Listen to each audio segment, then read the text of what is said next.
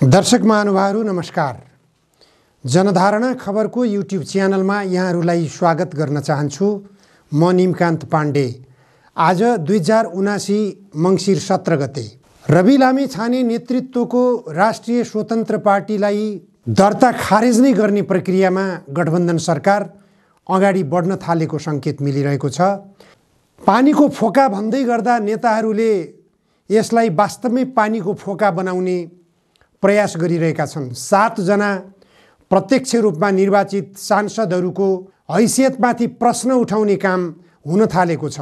रवि लामिछानेको नागरिकतामाथि प्रश्न उठाएर जिल्ला प्रशासन कार्यालयले रवि लामिछानेको नागरिकता बारेमा छानबिन गर्न प्रहरी कार्यालयलाई पत्राचार गरिसकेको छ।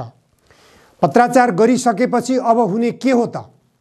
रवि लामिछानेले नागरिकता पुनर्प्राप्ति गर्ने प्रक्रियामा आफूलाई लगेका छैनन्।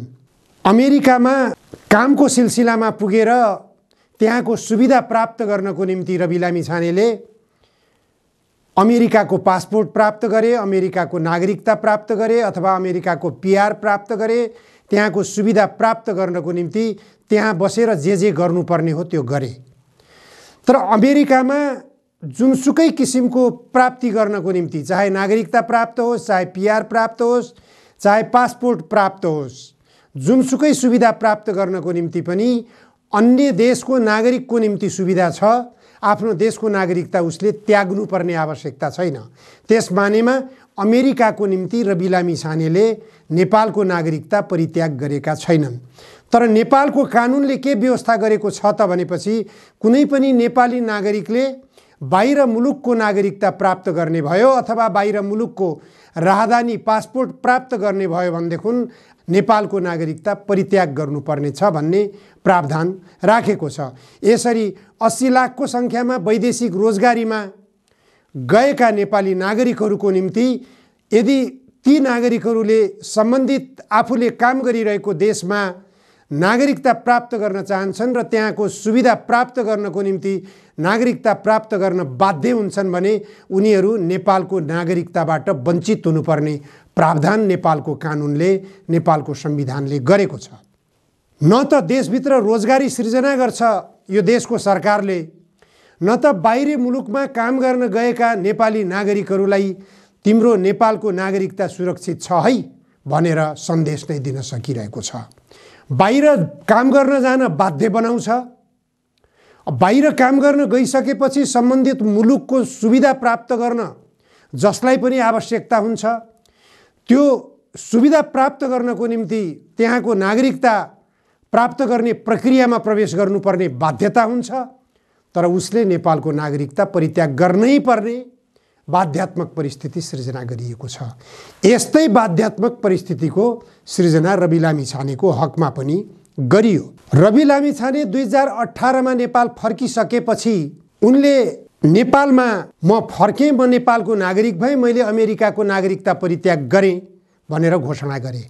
घोषणा मात्र होइन, उनले अमेरिकी राजदूतावास र अमेरिकी सरकारबाट लिखित रूपमा तिमी अब अमेरिकाको नागरिकको रूपमा छैनौ अथवा तिम्रो पासपोर्ट खारेज भयो भनेर रवि लामिछानेलाई त्यो पत्र समेत दिइसकेको कुरा स्वयं रवि लामिछानेले टेलिफोन संवादमा उल्लेख गर्नुभएको यस अघिको भिडियोमा मैले सार्वजनिक गरिसकेको थिएँ। तपाईले अमेरिकाको पीआर परित्याग गरेको घोषणा मात्रै गर्नुभयो कि अमेरिकी एम्बेसीलाई जानकारी पनि गराउनुभयो?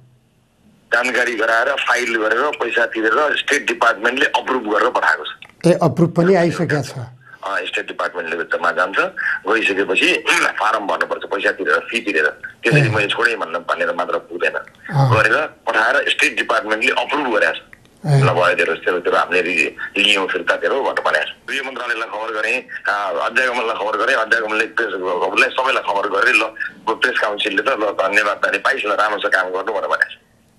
लिखितै रूपमा छ होइन? त्यो पनि लिखित रूपमा भनेको छ। अलि ध्यान दिएर काम गर, प्रावधान संहिता काम गर, यो गरेर काम गर, धेरै उ नगर, अरू उत्तेजित नहो भनेर भनेको छ। एकदम स्याबासी छ। कुनै व्यक्तिले आफूले प्राप्त गरेको विदेशको नागरिकता अथवा पासपोर्ट मैले परित्याग गरेँ भनिसकेपछि उसले प्राप्त गरेको नागरिकता खारेजी प्रक्रियामा जाँदै गएको छैन। यो कानुन कस्तो खालको कानुन बनाइएको छ? अमेरिकाको राजधानी प्राप्त गर्नको निम्ति नेपालको नागरिकता परित्याग गर्नु पर्दैन।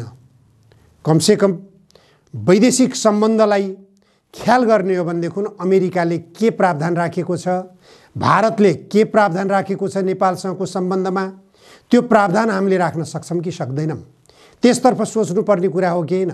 उदाहरणको लागि नागरिकता विधेयक भारतीय चेलीलाई कुनै नेपालको पुरुषले बिहे गरेर ल्यायो भने बिहे गर्दा बित्तिकै ती चेलीको नागरिकता नेपाली बुहारीको हैसियतबाट नागरिकता प्राप्त गर्ने प्रक्रियामा जान्छ। तर भारतीय कुनै पुरुषले नेपाली चेलीलाई बिहे गरेर लग्यो भने त्यो नेपाली चेलीले भारतीय नागरिकता प्राप्त गर्ने प्रावधान छैन। उनले 7 वर्षपछि मात्र नागरिकता प्राप्तिको प्रक्रिया सुरु गर्नुपर्ने प्रावधान छ। तर नेपालमा कस्तो कानुन बनाइएको छ, जुन कानुन विधेयकको रूपमा पारित गर्नको निम्ति केही महिना अगाडि मात्र संसदमा ठुलो हङ्गामा मचियो। राष्ट्रपतिले फिर्ता पठाउनु भयो। राष्ट्रपतिबाट फिर्ता आइसकेपछि पनि त्यसलाई हुबहु फेरि संसदले फिर्ता पठायो। तर राष्ट्रपतिले अहिलेसम्म पनि त्यो नागरिकता विधेयकलाई सदर नगरेर थन्क्याएर राख्नु भएको अवस्था छ। यो अवस्थाले के देखाउँछ भने नेपालका सांसदहरू अपरिपक्व छन्, यहाँको सरकार सञ्चालन गर्ने राजनीतिक दलहरू अपरिपक्व छन् भन्ने कुरा स्पष्ट छ। नागरिकता नीति नेपाली युवाहरूको निम्ति, नेपाली नागरिकहरूको निम्ति सुविधा हुने गरिकन, नेपाली नागरिकहरूलाई सहजता प्रदान गर्ने गरिकन नागरिकता नीति बनाउने कि विदेशीहरूको निम्ति सहजता प्रदान गर्ने गरिकन नागरिकता नीति बनाउने, यो गम्भीरतातर्फ यहाँका राजनीतिक दलका नेताहरू पुगिरहेका छैनन्। चुनाव प्रचार सुरु हुनुभन्दा केही दिन अगाडि नेकपा माओवादी केन्द्रका अध्यक्ष प्रचण्डले तराई क्षेत्रमा गएर भाषण गर्नुभएको हामी सम्झना गरौँ।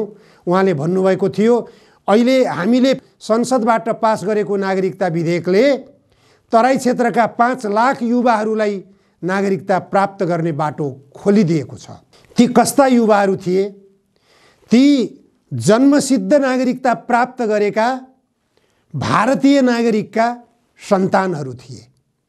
भारतीय नागरिकहरू जो सीमा क्षेत्रमा बसोबास गरेका छन् अथवा सीमा क्षेत्रमा जन्मेको प्रमाण पेश गरेका छन्, उनीहरूले जन्मसिद्ध नागरिकको हकमा नेपालको जन्मसिद्ध नागरिकता प्राप्त गरे। त्यसरी जन्मसिद्ध नागरिकता प्राप्त गर्नेका सन्तानहरूले नेपालको वंशजको नागरिकता प्राप्त गर्न सक्नेछन् भनेर नेपालमा कानुन बनाइयो।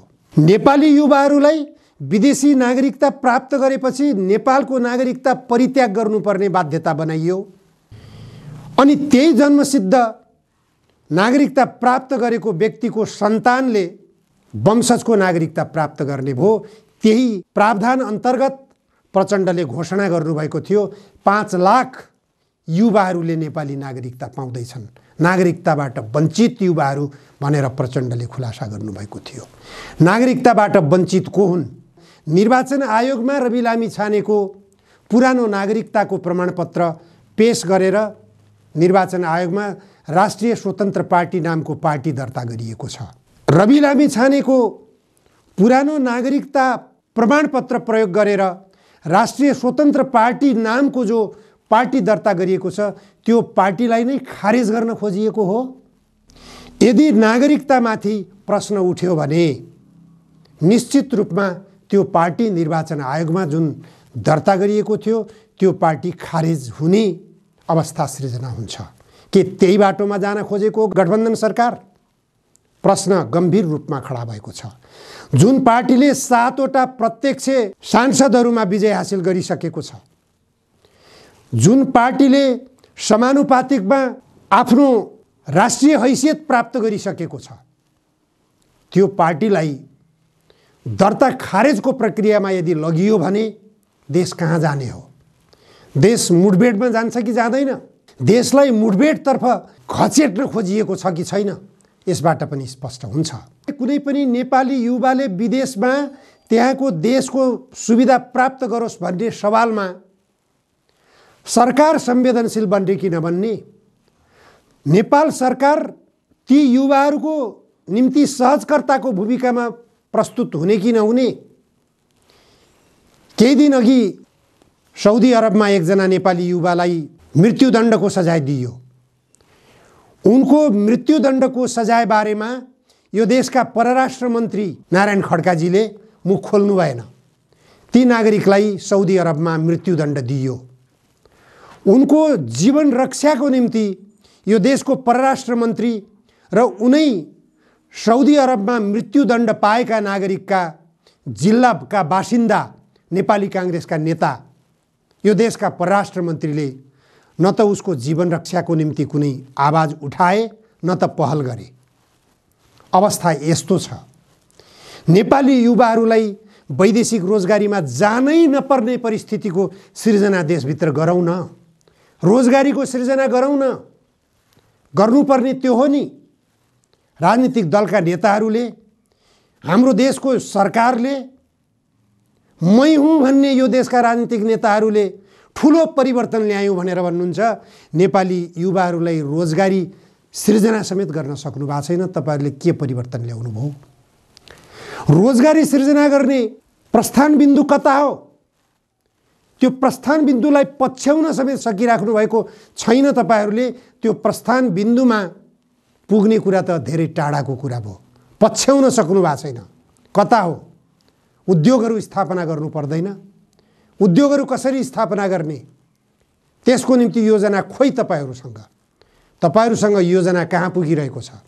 रवि लामिछानेको पार्टी राष्ट्रिय पार्टी बन्यो। यसलाई पानीको फोका कसरी सिद्ध गर्ने? यसले आफ्नो निर्वाचन क्षेत्रमा लोकप्रियता हासिल गर्न खोज्यो। यसले अब देशव्यापी रूपमा जनलहर सृजना गर्न सक्छ आफ्नो लोकप्रियताको सवालमा। अब यसलाई पछाडि पार्न गाह्रो हुने भयो। यसलाई कसरी धराशायी बनाउने, यसलाई कसरी कमजोर बनाउने, त्यो षड्यन्त्रको जालो बुझ्दै हुनुहुन्छ तपाईँहरूले। तर तपाईँहरूको असफलता निश्चित छ। यदि त्यो गलत गन्तव्यतर्फ तपाईँहरू जानुभयो र रवि लामिछानेको पार्टीलाई पानीको फोकै सिद्ध गर्ने गरिकन, निर्वाचन आयोगबाट पार्टीलाई नै खारेज गर्ने गरिकन, उसले विजय हासिल गरेका पदहरू पनि धरापमा पार्ने गरिकन यदि षड्यन्त्र गरियो भने त्यसको ठुलो दुर्घटना हुनेछ भन्ने कुरातर्फ पनि राजनीतिक दलका नेताहरू सचेत बन्न जरुरी छ। सहजकर्ताको भूमिकामा प्रवेश गर्नुस्। कसरी नागरिकताको सवालमा उठेको जो गम्भीर बखेडा हो, यो बखेडालाई कसरी साम्य गर्ने, कसरी समस्या समाधान गर्ने।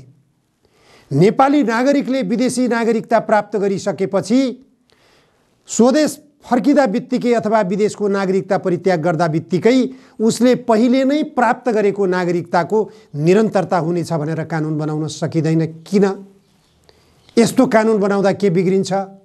विदेशी नागरिकको हैसियतमा रहँदासम्मलाई उसको नागरिकता निष्क्रिय बनाउन सकिन्छ। तर विदेशी नागरिकता परित्याग गरिसकेपछि प्राप्त गरिसकेको नागरिकतालाई निरन्तरता दिन केले अवरोध गर्छ? विदेशी नागरिकलाई नागरिक बनाउन सक्ने, नेपाली नागरिकलाई नागरिकता प्राप्तिको ढोका बन्द गर्ने यो कस्तो खालको जाल बुन्दै हुनुहुन्छ नेताजीहरू? गम्भीरतापूर्वक सोचौँ। हस्, आजलाई यति मात्र। धन्यवाद। नमस्कार। हरेक मुहारमा मुस्कान छर्दै एनआईसी एशिया, बैंक पनि साथी पनि। NIC Asia.